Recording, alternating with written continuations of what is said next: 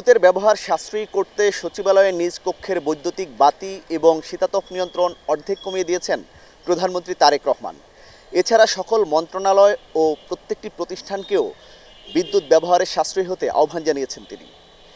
তার এই আহ্বানটি সাধারণ মানুষ কিভাবে দেখছেন, এই বিষয়টি নিয়ে সাজানো হয়েছে এটিএন নিউজের নিয়মিত আয়োজন আমাদের কথা অনুষ্ঠানটি।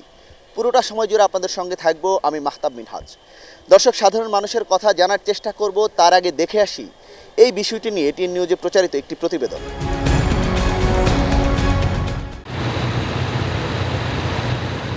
প্রতিদিনের মতো বৃহস্পতিবারও সকাল ৯টায় সচিবালয়ে নিজ কার্যালয়ে পৌঁছান প্রধানমন্ত্রী তারেক রহমান।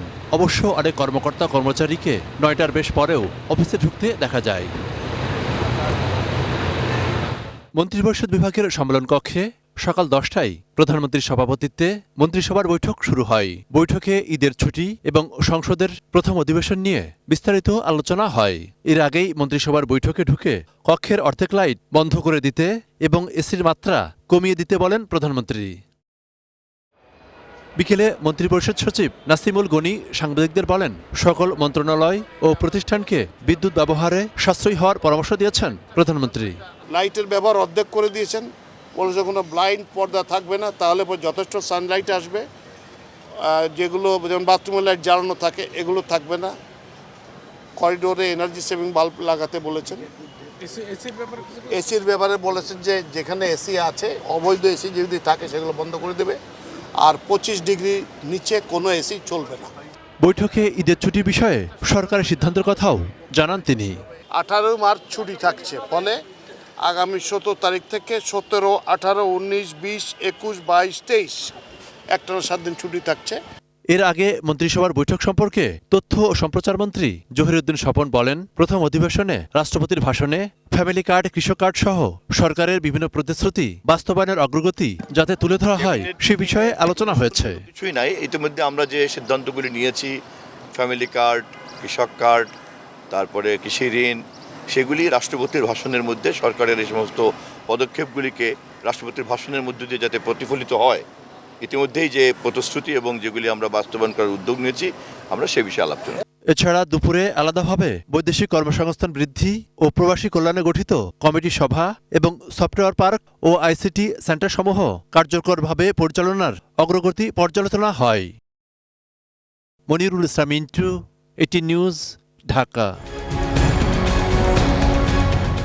দর্শক, দেখে নিলাম প্রতিবেদনটি। এবার শুনে আসা যাক সাধারণ মানুষ কি বলছেন।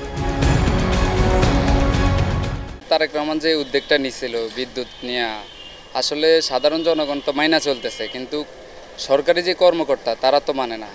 তারা যদি এগুলা নিয়ম কারণ মাইনা চলে তাহলে দেশের জন্য ভালো হবে।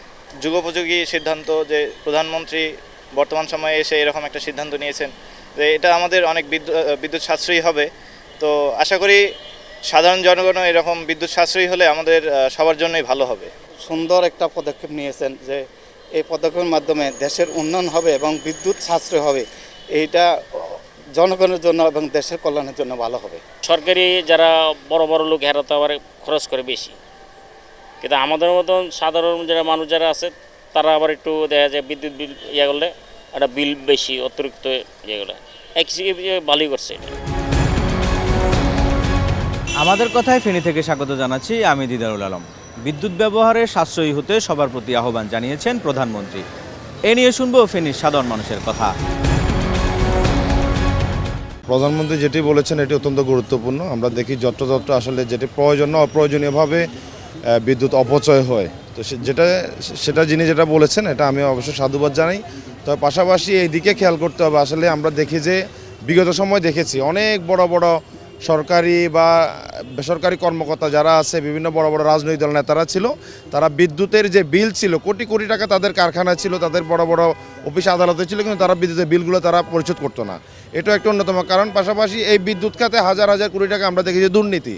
যে প্রধানমন্ত্রী যদি সাশ্রয়ের পাশাপাশি এই দুইটা বিষয় যদি উনি দেখেন, বিশেষ করে দুর্নীতিটা যদি রোধ করতে পারেন, আর যারা কালোবাজারি অর্থাৎ যারা টাকা পয়সা দিচ্ছে না, যারা বিল দিচ্ছে না কোটি কোটি টাকা, সেই বিলগুলো যদি উনি নিয়ে আসতে পারেন তাহলে সম্ভবত এই খাতে মানুষের যে কষ্টটা সেটা লাঘব হবে ইনশাআল্লাহ। নাগরিক হিসেবে আমাদের সচেতন হওয়া দরকার। যেখানে যে দরকার আমরা সীমিত ব্যবহার করি, দেশকে উন্নয়নের দিকে আগায় নেওয়া, এটা সবার দরকার, সবার প্রয়োজন।